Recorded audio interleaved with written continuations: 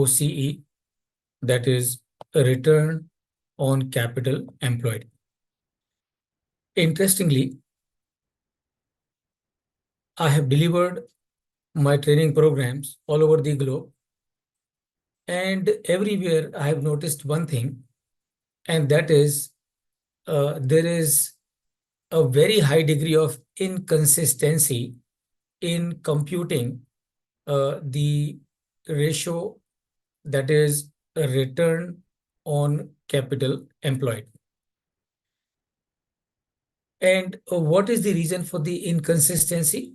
And the reason for the inconsistency is the misunderstanding about the term capital employed, and also misunderstanding as to what the figure of return that appears in the numerator should comprise of.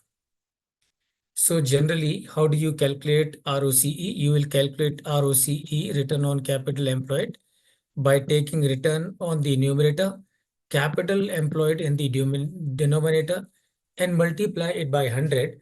And this will give you your return on capital employed.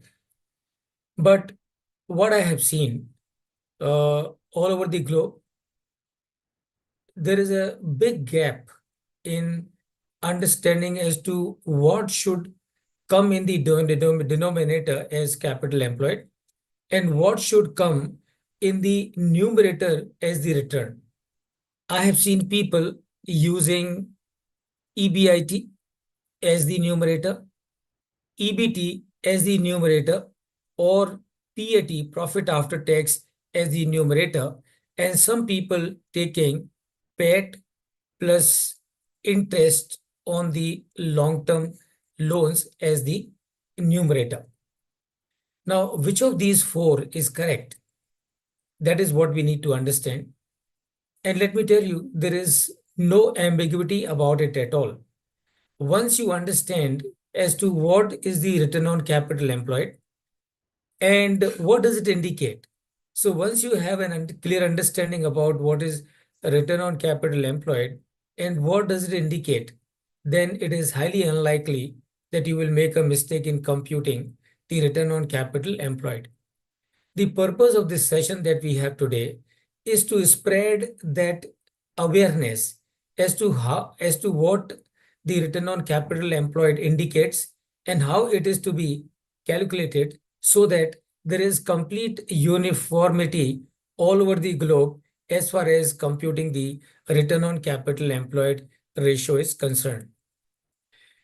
So let us demystify it. So first of all, let us understand what is return on capital employed and what does it indicate.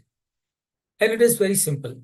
As the name suggests, return on capital employed. So what does it tells you? What does it indicate?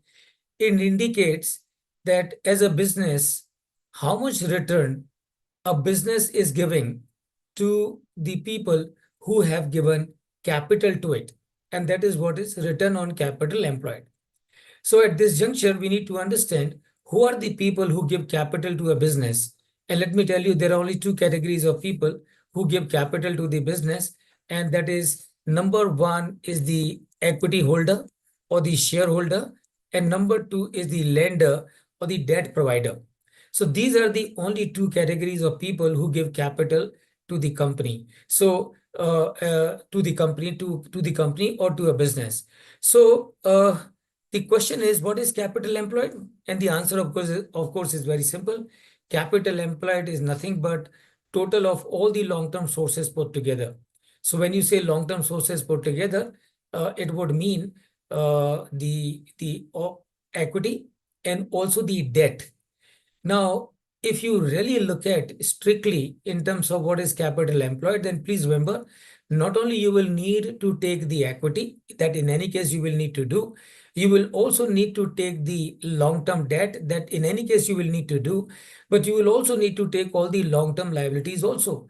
Please remember, long-term liabilities may not be carrying interest to the business, but the fact of life that the long-term liabilities are there in a business, that means to that extent, additional capital is also employed in the business.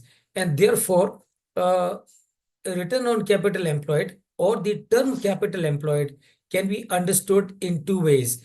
And what those two ways are?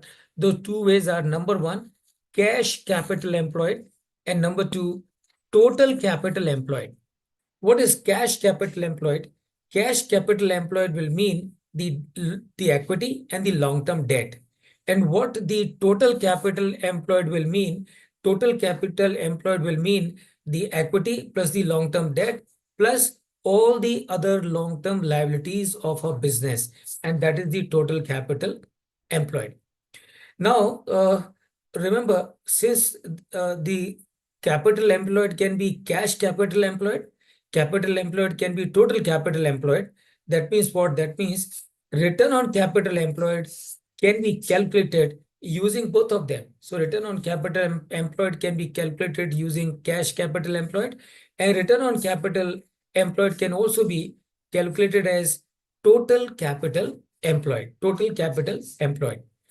What will both indicate? So what will the return on capital employed using cash capital employed will tell you, and what the return corporate capital employed based on the total capital employed will tell you. And that is what we will understand in a short while from now. But before that, let us understand how to calculate the capital employed. And simply saying, we are trying to calculate return on capital employed based on the cash capital employed. So what my capital employed will comprise of? My capital employed will comprise of the equity and it will comprise of debt. Now, if I have to calculate